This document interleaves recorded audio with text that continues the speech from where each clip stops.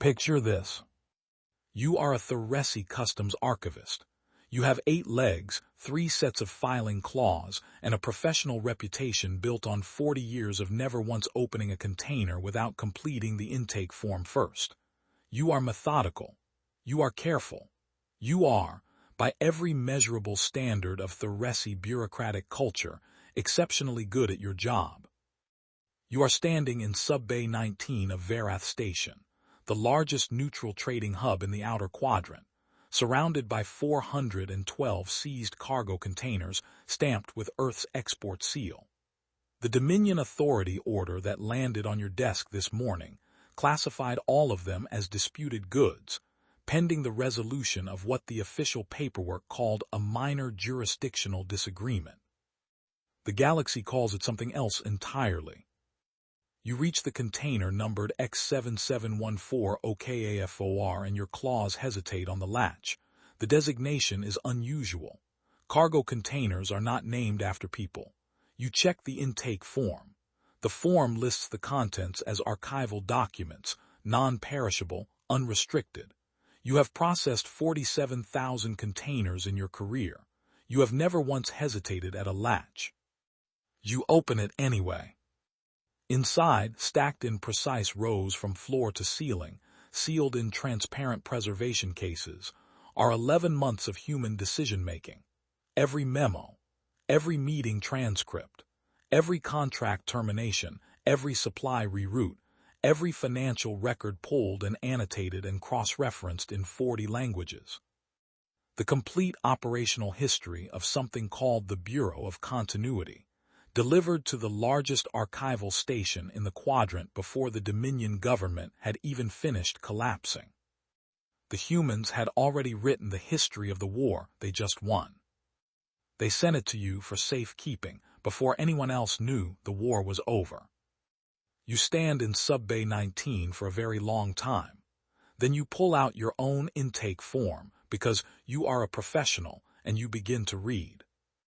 This is what the documents inside container X7714 OKAFOR tell you about the 11 months that ended the Valkyrie Dominion. This is what the galaxy missed while it was watching for warships that never came. We need to start with 3 names, because the Bureau started with 3 names, and it never lost track of that fact for a single day of the 11 months that followed. Marcus Hale, Trade Representative, 44 years old, former logistics coordinator for Earth's Outer Colony Resupply Program. He had spent 12 years ensuring that 17,000 people living on stations with no agricultural capacity received food on a predictable schedule. He was, by every account from colleagues who later gave testimony to the Bureau's historical committee, exceptionally good at understanding how systems fail when one component is quietly removed. Priya Anand, commercial attaché, 38 years old. She had negotiated 14 separate trade agreements between human colonies and non-Dominion species in the preceding decade. The Thuresi Trade Council's own records, and you find these in the container, because the humans archived everything, including other people's records about the humans, describe her as the most prepared negotiator they had ever encountered across species. She read the room, colleagues said. She always read the room. James Okafor, Junior Trade Envoy, 29 years old, first posting.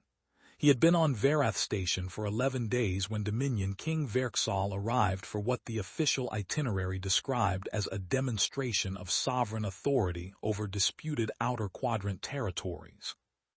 What it actually was, the container documents make clear, was a performance.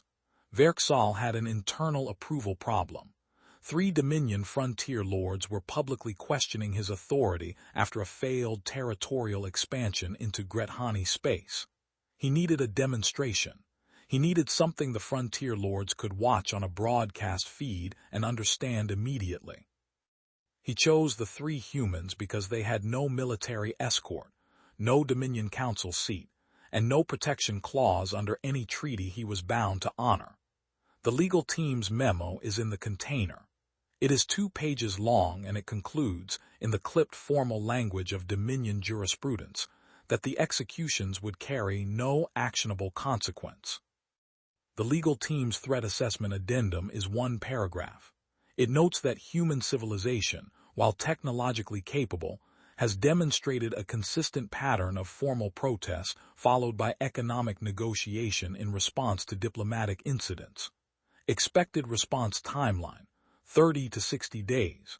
Expected response type, sanctions proposal submitted to the Outer Quadrant Trade Council. Expected consequence to Dominion interests, minimal. Verksal read the addendum. He approved the order. The executions were broadcast on the Dominion's own public information network at the 14th hour of the station day. Marcus Hale, Priya Anand, and James Okafor were dead before the 16th hour. The king's approval rating among the frontier lords jumped 9 points inside 48 hours. Across the quadrant, species governments convened emergency sessions. The Tharesi Diplomatic Corps, your own people, issued a formal statement of concern. The Grethani Collective suspended trade talks with the Dominion indefinitely. 17 different species updated their threat assessment files on humanity. The consensus entry. You find copies of several in the container because the humans had sources everywhere. Read approximately the same across all 17 files. Human response expected. Formal protest issued. Fleet movement, none detected. Military posture, unchanged. Probability of direct military engagement, low. Recommend monitoring standard diplomatic channels. The humans said very little publicly. The official statement from Earth's Outer Affairs Office was 4 sentences. It confirmed the deaths. It named the victims. It said the matter was being reviewed. It offered no timeline. 43 hours after the executions, in a mid-level government building in the city of Nairobi, a woman named Sandra Okafor walked into a conference room, sat down at the head of a long table, and looked at the 11 people she had personally called in overnight. She did not cry in that room. The container's records do not document what she did before she arrived. What they document is what happened after she sat down. She put a single piece of paper in the center of the table. On it was one sentence. We are going to take everything they have, and we are going to do it legally, and we are going to do it completely, and none of you are going to sleep well for 11 months. Then she opened her briefing folder and went to work. You need to understand what the Bureau of Continuity was, because nothing about the 11 months that followed makes sense until you do. It was not a military organization. It had no warships, no weapons procurement budget, no uniformed personnel. It occupied 4 floors of a repurposed logistics management building and, at its peak operational capacity, employed 231 people. 231 people dismantled an interstellar empire. The job titles inside the bureau read like the staff directory of a particularly ambitious accounting firm. Supply chain continuity analysts, contractual dependency mappers, economic exposure assessors. There was an entire subdivision called the Residual Obligation Tracking Unit, which sounds like the most boring collection of words ever assembled in sequence, and which was, the container documents reveal, personally responsible for the collapse of 4 Dominion frontier economies. Sandra Okafor's own title was Director of Continuity Operations. She had previously spent 16 years managing pharmaceutical supply chains. She understood, at a level most military strategists never reach, one fundamental truth about complex systems. They do not break when you hit them hard. They break when you find the one quiet load-bearing thing and remove it carefully, without announcement, and then wait. The Bureau spent the first 6 weeks doing nothing visible at all. Every analyst was mapping. They pulled every human-adjacent contract in Dominion space, fuel supply agreements, food distribution partnerships, medical equipment maintenance contracts, the 11 humans who operated the navigation beacon calibration service for 7 Dominion shipping lanes.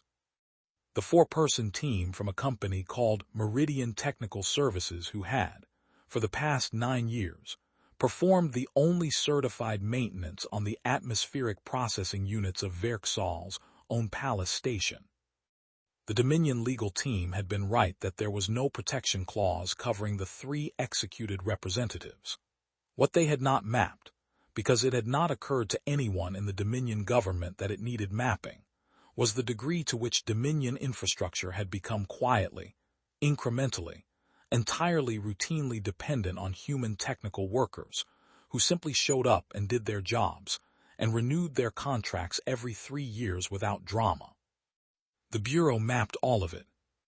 By the end of week 6, Sandra Ackafer had a document on her desk that was 417 pages long. It was titled, in the flat functional language she used for everything, the Dependency Register. She read it over one weekend. On Monday morning she came in, called the 11 original people back into the conference room, and distributed a new single page. It was a calendar, 11 months, each month had a color. She explained the colors, then she told each team which month they owned. The removals began in month 1, so quietly that the Dominion's own Economic Monitoring Division did not flag anything unusual for 9 weeks. Here is what silent dismantlement looks like in practice, because the container documents it in extraordinary detail, and the detail is the point. Month 1. Meridian Technical Services notified Dominion Station Authority that their atmospheric processing maintenance contract would not be renewed upon its scheduled expiry date. Standard commercial decision. Fully legal. No explanation required under the terms of the contract. Dominion Station Authority logged it as a minor vendor transition issue and issued a procurement notice for replacement services. There were no replacement services. No non-human company in the quadrant had the certified technical capacity. The Dominion's own engineering corps had outsourced this work so long ago that the institutional knowledge no longer existed internally. The procurement notice received 0 responses. The Palace Station's atmospheric processors began running on an unserviced maintenance cycle. Nothing failed immediately. These were robust systems. But unserviced systems accumulate small inefficiencies, and small inefficiencies compound, and the Bureau's analysts had calculated, to within a 2-week margin, exactly when compounding would become noticeable. They were right within 9 days. Month 2. The 11 human navigation beacon calibration operators in the Vorath shipping corridor submitted simultaneous resignations. All 11 cited personal relocation decisions. All 11 were, in fact, relocated to positions the Bureau had arranged for them in human space, at significantly improved compensation, 18 months before the executions. The Bureau had been quietly preparing exit arrangements for every human working in critical Dominion infrastructure for a year, before Verksal walked onto that station platform. James Ackafer's mentor had been building the dependency register for 14 months before James died. He had seen what was coming. He had built the Bureau's foundational document in advance because he understood the Dominion's pattern with non-member species, and he had wanted his people to have options. His name was in the container too. On the first page of the register, in the acknowledgments section that government documents almost never have. Sandra had put it there herself. The shipping corridor beacons began producing calibration drift within 6 weeks of the resignations, minor at first, then compounding. 3 Dominion cargo vessels filed collision avoidance incident reports by the end of month 3. Freight insurance premiums for the corridor increased 40%. 2 non-Dominion shipping companies quietly rerouted their traffic. Month 3. The food distribution partnership serving the Dominion's 4 outermost frontier worlds reached its renewal date. The Human Agricultural Cooperative that had held the contract for 11 years submitted a non-renewal notice. Standard commercial decision. Fully legal. The frontier worlds began issuing rationing advisories by month 5.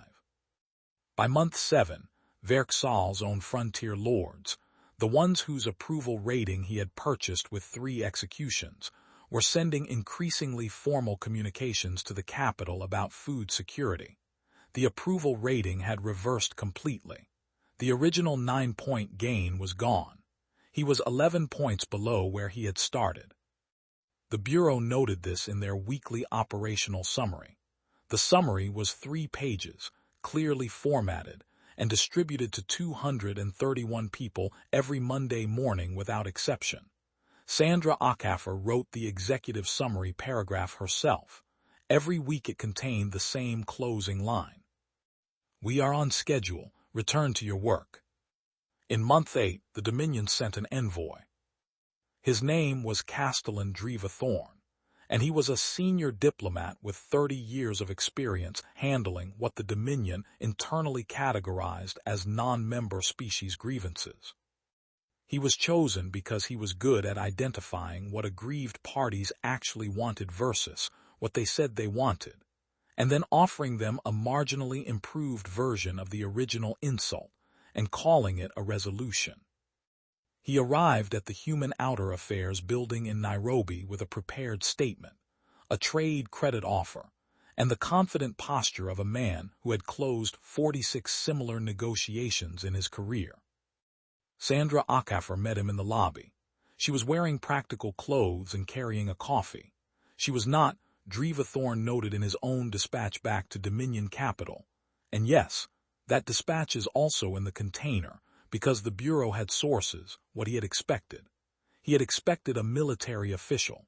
He had expected formal dress and a large delegation and the theatrical architecture of a species preparing to make demands from a position of weakness while pretending otherwise.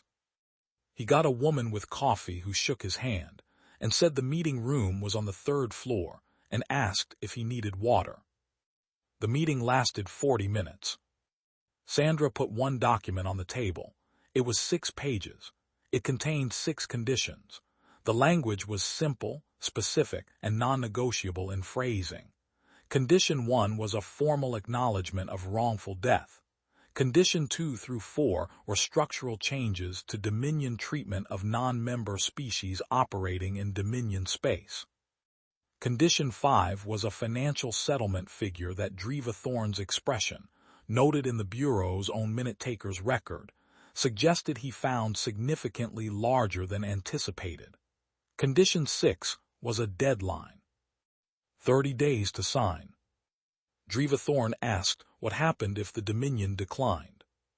Sandra picked up her coffee, looked at him with the expression of someone who has already done 11 months of arithmetic and found it all correct, and said Phase 2 would begin on day 31.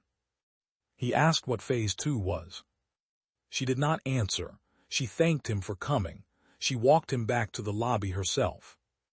Thorn's dispatch, filed 4 hours later from the Nairobi Transit Hub, recommended noncompliance. His threat assessment paragraph noted that the human military posture remained unchanged, that no fleet movements had been detected in 11 months, and that the economic disruptions of the preceding months, while notable, appeared to have been commercially motivated rather than coordinated. He wrote, in the second-to-last line of his professional assessment, that Phase 2 was almost certainly a negotiating fiction designed to create urgency. He wrote that in month 8. He had apparently not read the Frontier Lord's food reports. Somewhere in the Bureau building, 231 people updated their own files, returned to their desks, and continued working. "We are on schedule. Return to your work." Day 31 arrived on a Tuesday. Phase 2 was not bombs. It was not a fleet. It was not any of the 17 things that 17 different species threat assessment divisions had modeled in the preceding months, updating their files with each passing week as the Dominion's infrastructure situation quietly worsened. Phase 2 was a data release. At the 9th hour of day 31, the Bureau published 11 months of financial and operational records directly to every public information network in the quadrant simultaneously. Not human networks. Every network. Theresi archive feeds, Grethani public record systems, the open-access information commons used by 43 species that had no particular stake in the human dominion dispute but had been watching it with professional interest. What the release contained was not speculation or accusation, it was documentation. 11 years of Dominion financial records showing systematic extraction from non-member species operating in Dominion space. Contract structures that were legal under Dominion law and predatory under every other framework anyone applied to them. 47 instances of Dominion officials confiscating non-member goods under jurisdictional authority that had been quietly expanded through internal decree rather than treaty negotiation. A complete record of which species had been affected, how severely, and how long they had been absorbing the cost in silence because the Dominion was large and they were not. The Theresi Trade Council's own records were in the release, annotated, cross-referenced, returned to their owners with context they had not previously had. You are a Theresi archivist. You understand what it means that humans annotated Theresi records and sent them back. It means the Bureau wanted the Theresi to understand what had been done to them specifically, in language they would recognize, citing documents they themselves had generated, and then filed and then, in the ordinary course of institutional memory, partially forgotten. The Theresi Trade Council convened an emergency session 4 hours after the release. The session lasted 6 hours. At its conclusion, the Council issued a statement suspending all Theresi commercial activity in Dominion space pending review. The Grethani Collective, which had its own annotated documentation package in the release, issued a similar statement within 8 hours. By the end of day 31, 9 species had issued suspension statements. By the end of day 32, 17 had.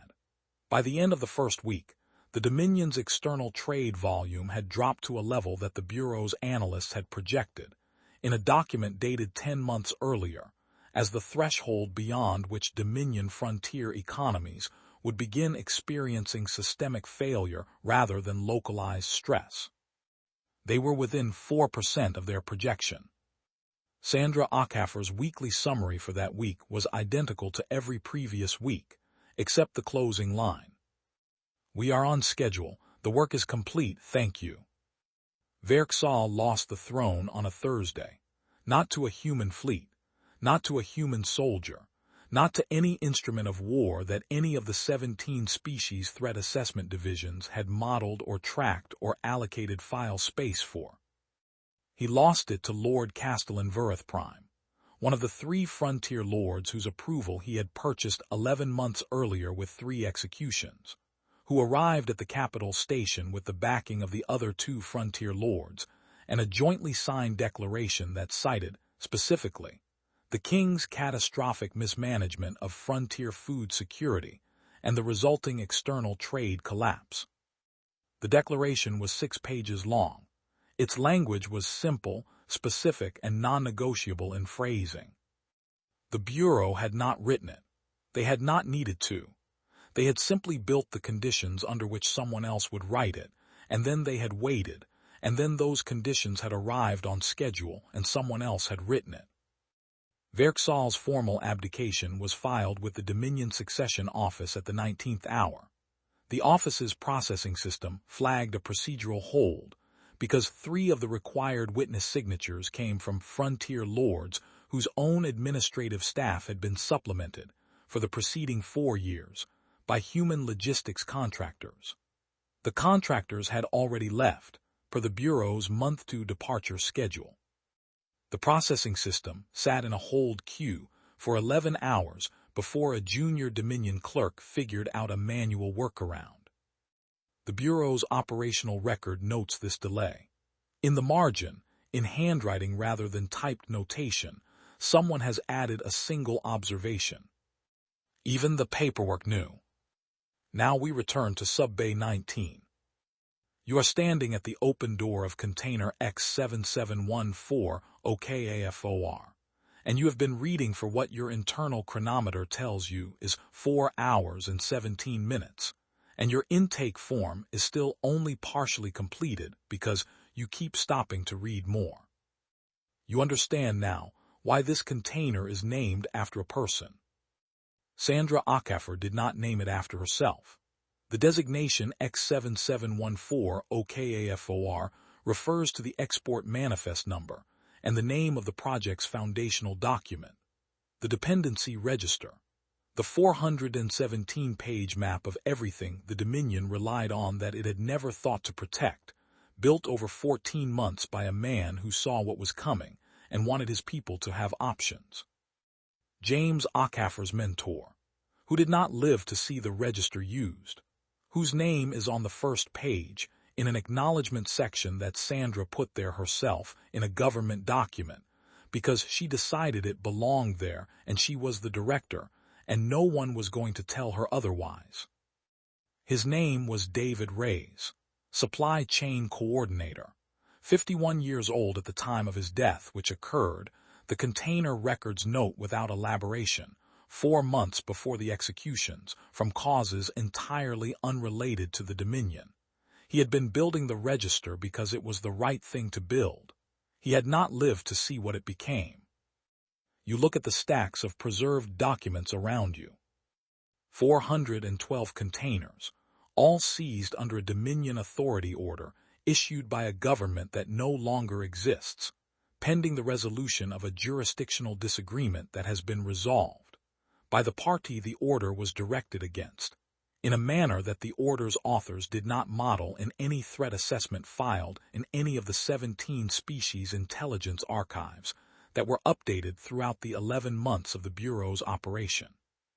You think about what it means that the humans sent this container here, to Verath Station, to the largest neutral archive in the quadrant, before the throne changed, before the suspension statements cleared, before anyone had formally declared the dispute concluded. They sent the history of their victory to a neutral archive before the victory was officially recorded anywhere. They wanted it preserved. They wanted it findable.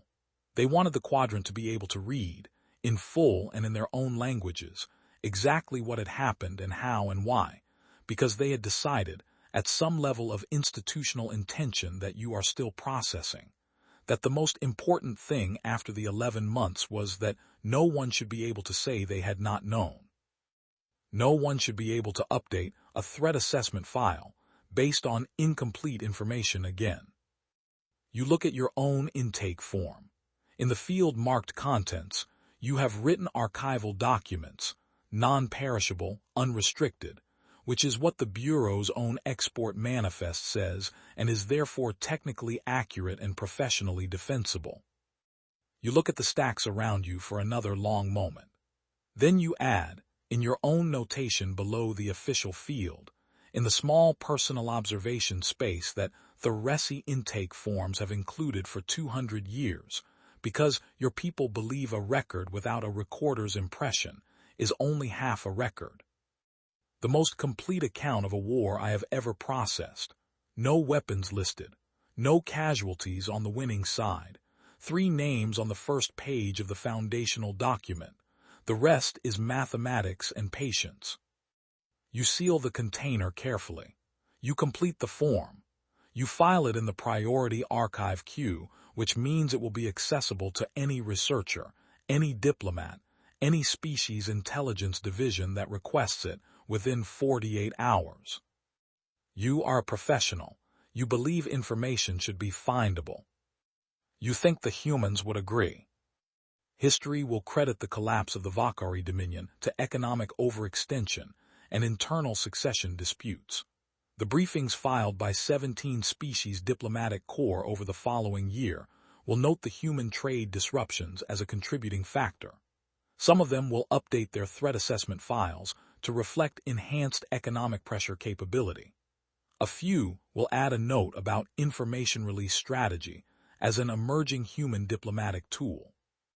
Almost none of them will understand what actually happened in that conference room in Nairobi, in month 8, when a woman with coffee sat across from an experienced diplomat and offered him 30 days, and he concluded she was bluffing.